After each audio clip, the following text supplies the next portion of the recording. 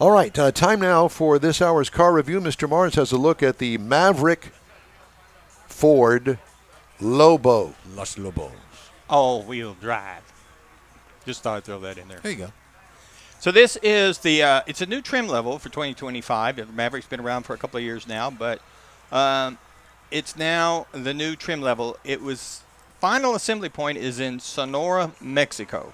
Now it comes in 5 trim levels: an XL, XLT, Lariat trimmer, and the new Lobo. The Lobo is more of their sport truck, if you will, but with the trimmer being styled towards the off-road target. So it is an all-wheel drive. It's classified as a small pickup. It will seat 5, it says.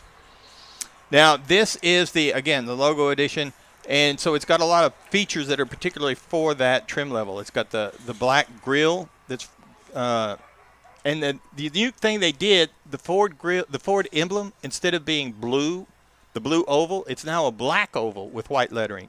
And it looks really good on a solid black vehicle. It's on the wheels as well. Got the body colored door handles, got painted bumpers, painted rockers underneath, and again, the black Ford ovals. Now, this is a lowered pickup. It's lowered a 1/2 inch in the front and 1.5 in the back to give it a little more sport styling, because that's the market it's targeted at. Got power side mirrors that are heated, got a power tailgate lock. You lock the doors, it locks that as well. Got a moonroof. It's on some 19 by 7.5 Style A wheels is what they call them. Basically, it's a smooth look. It's kind of like the 70s and 80s turbo fan style, if you will. A lot of the European things. Yeah, it's kind of like a centerline. 17-inch wheels are standard, so this is the optional that comes with this package. It's got a lot of other things off the shelf, like the Mach-E struts up front. Got the Focus ST braking parts in the braking system, so they used a lot of those parts to kind of make it more of a sport truck.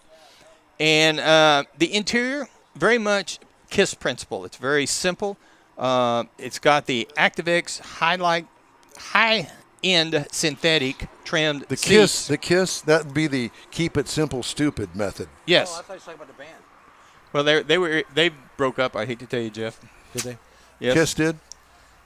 And front row's got the bucket seats. The second row's got the flip up with the storage underneath, which has got quite a bit of storage under there, surprisingly. It's got a 13.2-inch touchscreen in the center stack, which is new. It's larger for this year. Digital driver info screen. The door panels on it are kind of unique in that they're kind of half panels. They've got a lot of open, so you can actually put a large water bottle in that storage area.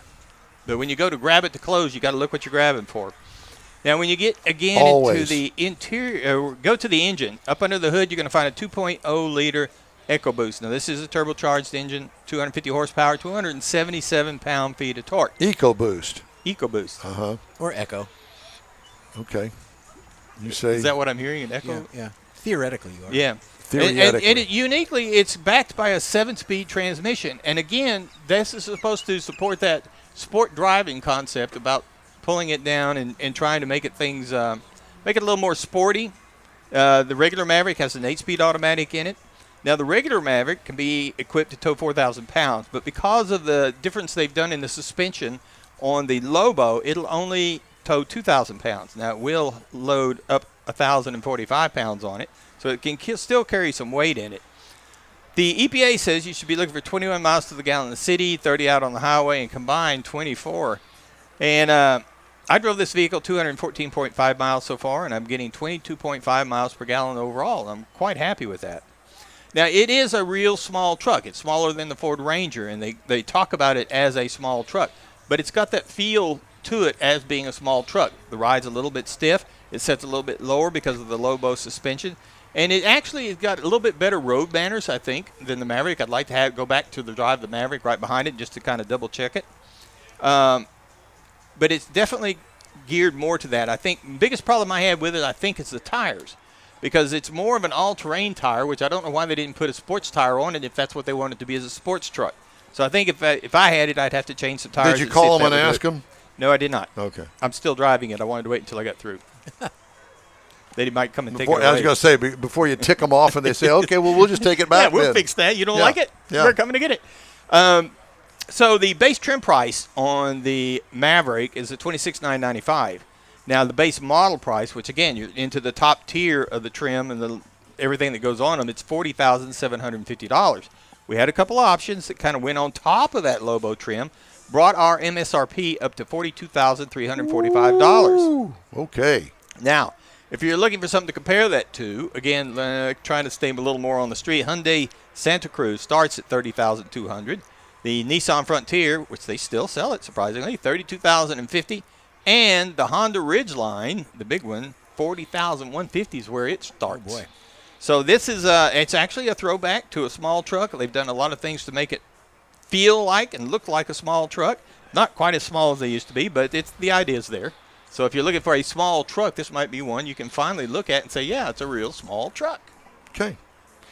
Well, thank you. The In-Wheel Time Car Talk Show will continue right after this quick break. You own a